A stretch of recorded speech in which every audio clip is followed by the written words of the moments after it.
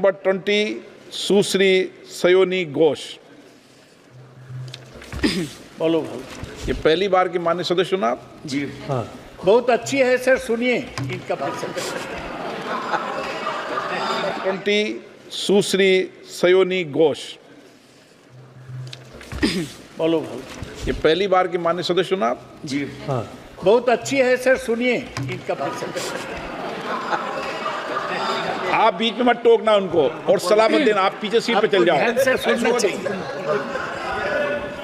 धन्यवाद अध्यक्ष महोदय, आपने मुझे बोलने का मौका दिया। मैं जादवपुर लोकसभा क्षेत्र से पहली बार चुनकर इस सदन में आई हूँ और मैं धन्यवाद देना चाहती हूँ मेरी लीडर ममता बनर्जी और अभिषेक बनर्जी का और जादवपुर लोकसभा क्षेत्र के सारे वोटरों का, जिन्होंने मुझे भारी बहुमत से जिताया और इस सदन में भेज के बीजेपी को एक पैगाम दिया कि पश्चिम बंगाल में सदन में इन नेताओं को धन्यवाद नहीं होता। आप और ये संदेश सर, ये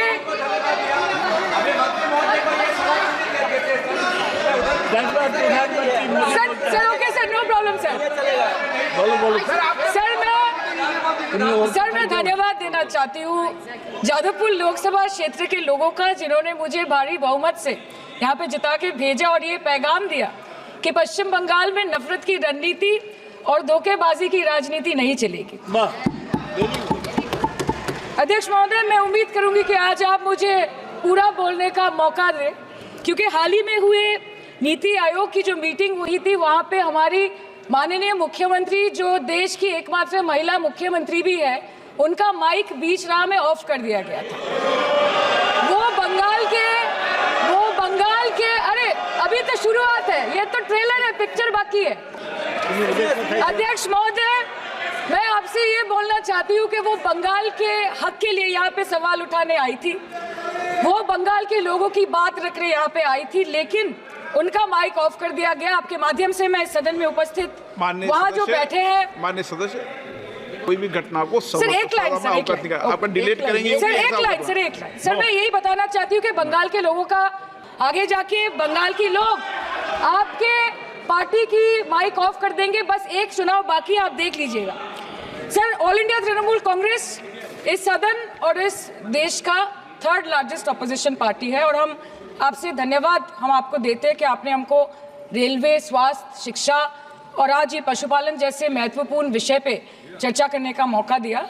लेकिन तृणमूल कांग्रेस आगे जाके देश के हर महत्वपूर्ण मुद्दे पे बात करेगा, चाहे वो चीन का अनैतिक रूप से इस देश में प्रवेश हो या वो 700 से ऊपर आंदोलन जीवी किसानों की। माननीय सदस्य, आप पहली बार बोल रही हैं, मैं आपको हस्तक्षेप नहीं करना चाहता, लेकिन जिस अनुदानों की मांगों पर चर्चा सर अभी आ रहे सर, नीट के घोटाले से लेके जीएसटी के बोझ तक, एयरपोर्ट की छत टूट जाने से लेके रेल पटरी से छूट जाने तक, तृणमूल कांग्रेस के सदस्य, हर सांसद देश के हर गंभीर मुद्दे पर चर्चा करेंगे। बस यही आपको बोलना था। Respected sir, Mamati Manush is the Magna Carta of the governance of West Bengal and our party, and I feel truly honored that today I've been given the opportunity to talk on a ministry which is intrinsic to the Mamati Manush of the country. हमारे किसान अपनी मवेशी को, अपनी फसल को माँ की तरफ पूछते हैं, जिस खेत में वो हल चलाते हैं उस जमीन को नमन करते हैं। But does this major sector get support from the government? Sir, Indian agriculture supplies around 58% of India's livelihood and is a principal source of income for half of the population, accounting for 17 to 18% of the country's GDP. 70% of India's rural poor depend on livestock and farm animals. But does this sector get what it deserves? इसका जवाब अगर आप देश के किसान से पूछेंगे तो वो आपको यही बात बोलेंगे कि चाय से शुरू हुई थी सरकार और गाय पे अटक गई और विकास की मौसी 10 साल में रास्ते में भटक गई। Sir, exorbitantly high cost of cattle and poultry feed under the mismanagement of this sector by the current government and wholesale fodder inflation hovering between 25% to 28.6% in the last 2 to 3 years, it is a 9-year high. Sir, किसान खुद क्या खाएंगे? अपने परिवार के लोगों का खिलाएंगे? अपनी गाय, भैंस, भेड़, बकरी को क्या खिलाएंगे? सर, ऐसे ही वारदात होते हैं जहां गरीबी से जूझता हुआ एक किसान उसको अपनी गाय, भेड़, बकरी को बेचने में मजबूर करते हैं और अंत में जाके वो अपनी खुद की जान ले लेते हैं। सर, पिछले 10 सालों में 1,12,000 किसानों ने इस देश में आत्महत्या की। एनसीआरबी की एक रिपोर्ट के अनुसार 10 साल में हर दिन इस देश में एवरेज में 30 किसान हर दिन अपनी जान ले लेते हैं। सर, इस देश के लोगों का यही है किस्सा कि जिसको जिताया वो राजा की तरह जाएगा और जिन्होंने जिताया वो फकीर की तरह। सर, ये बहुत गौरक्षा की भी बातें करते हैं। देश के लोगों को ये पता होना चाहिए that there is a fodder crisis in India and the union minister has himself stated in a written reply in Rajya Sabha that yes, the country is deficit in fodder. So it means that cows are dying without food in government owned goshalas, especially the BJP ruled state. 74,000 cattle had died at Panjrapols in Sundarnagar and Banaskantha district of Gujarat in the last 3 years. 200 cows were found dead in Madhya Pradesh's Shivpuri district. 173 cows allegedly died in a week in Chhattisgarh. And 74,016 cows had died in Hingonia Goshala in Jaipur during the previous BJP government in Rajasthan. तो sir, पहले खाना ही नहीं मिला, fodder crisis, फिर मिल भी जाए तो इतना महंगा कि किसान खरीद ही नहीं पा रहा है, फॉडर इन्फ्लेशन, और सर खाना मिल भी जाए तो पशुओं की बीमारी। उससे मुकाबला करने के लिए इस सरकार ने क्या किया? The Parliamentary Standing Committee on Agriculture, Animal Husbandry and Food Processing presented its report which stated that 32.7 lakh cattle were infected by the viral lumpy skin disease across several states and a whopping 2.4 lakh cattle died within months. ये बोलते हैं कि गाय हमारी माता है पर माँ की रक्षा करना इन्हें नहीं आता है। अध्यक्ष महोदय, हम सब जानते हैं कि इस मिनिस्ट्री के अंतर्गत डेयरी भी आता है और भारत इस पूरी दुनिया में दूध के उत्पादन में नंबर 1 है, contributing to almost 24.46% of global milk production. But since the government has not been able to bridge the gap between demand and supply, it has successfully turned the country from being the largest producer of milk to an importer of milk. In the last 10 years, due to the stagnation in milk production, the gains of white revolution has been systematically whitewashed. The dairy farmers are forced to throw buckets of milk on the highway protesting against meager remuneration for their produce. And the price of milk, on the other hand, has increased by a massive 55% in the past 10 years. It was rupees 36 per litre in 2014 and now rupees 56 per litre in 2024. When this government came to power, the first thing the milk producing companies regulated by it did was to increase the price of milk by rupees 2 per litre. This was their revenge on the people of India for not providing a majority to the BJP. आम आदमी के दूध, छाछ, लस्सी, दही, पनीर पर 5% की GST, cream, condensed milk, मक्खन, घी पर 12% की जीएसटी और अमीरों के हीरो पर सिर्फ 1.5% की जीएसटी। सरकार उनको रिलीफ नहीं देती है जो विदेश में जाके मिल्क शेक और लाते की चुस्कियां लगाते हैं। ये सरकार उनको रिलीफ नहीं देती जो आम आदमी 2 पैकेट दूध खरीदने से पहले 10 बार सोचता है। सर, बचपन से हम सुनते आए थे कि संडे हो या मंडे रोज खाओ अंडे। India rank 2nd in egg production in the world और अंडे का फंडा यही है सर कि भारत के बच्चों के किस्मत में महीने में एक अंडा नहीं मिलता। मिड डे मील के चलते हफ्ते में अगर एक आध अंडा मिल भी रहा था तो कहीं धर्म के नाम पे तो कहीं महंगाई के चलते उसे बंद करने की मांग उठ रही है। Sir, more than 50% children under the age of 5 suffer from chronic malnutrition in the country and roughly 17% children are underweight, and yet most BJP ruled states do not serve eggs in midday meal scheme. This is the example of Poshan Kal in India. Sir, अंत पे आते हैं मच्छी पे। आप लोगों को ज्यादा पसंद नहीं पर हम क्या करें, हम तो माछे भाते बंगाली है, हमको तो बोलना ही पड़ेगा। And not to forget that 2.8 crore fisher folk are employed directly in catching fish in the country and millions are employed in the value chain of selling fish and aquaculture. India stands 3rd in the world in the terms of fish production, contributing to 8% of global fish production and ranks 2nd in aquaculture production. The PM talks about blue revolution, but this government has allocated only 0.045% funds out of the total budget for the flagship scheme, Pradhan Mantri Matsya Sampad Yojana. Even after this meager allocation, they did not utilize 39% of the funds, and in 23-24, they did not utilize 24% of the funds allocated. और sir, भले ही सरकार को मणिपुर शब्द से allergy हो, but the fact remains that 1.5 years of lack of governance in the state has led to endangering of the fish species in India's largest freshwater body in Manipur, the Loktak Lake. So the government has to generate employment opportunities, investment in areas such as exports, post-harvest processing, and import substitution. It has to deal with adversities like overfishing, depleting of fish stocks, pollution, disease outbreak, destruction of habitat, and climate change.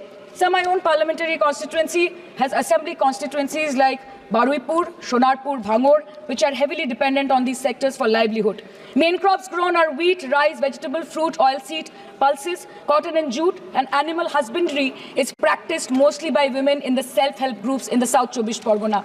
They rear a wide range of domestic animals, including cattle, poultry, goat, particularly the black Bengal goat and the Pekin duck. And I take extreme pride in saying that in the last 5 years of the TMC government, the CM Mamata Banerjee has allocated a massive amount of 76,680 crore to agriculture and its allied sectors for their development. The government of West Bengal has achieved remarkable success in implementation of state schemes, namely Bangla Dairy.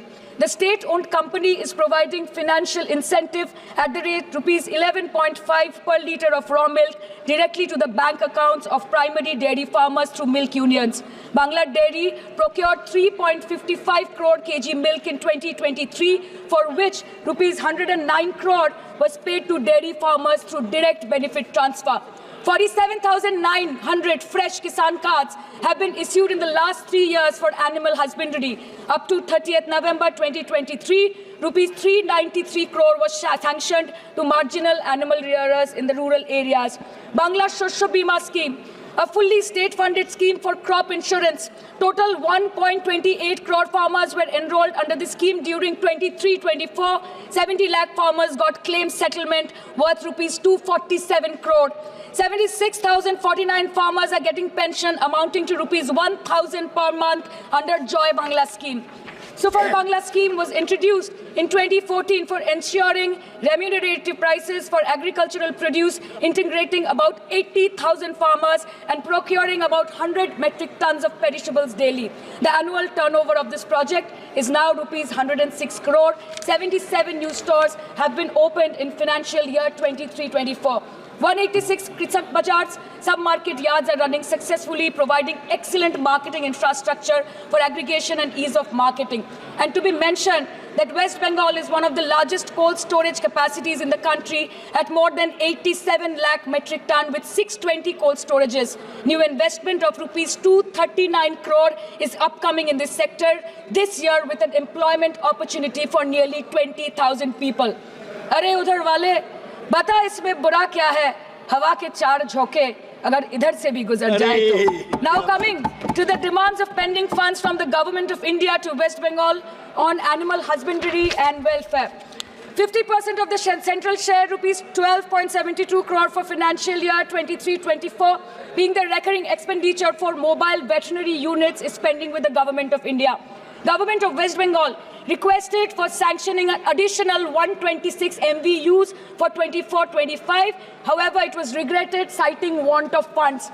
The proposed central share of 49.93 crore for financial year 24-25 for assistance to states for control of animal disease has not yet been released by the government of India.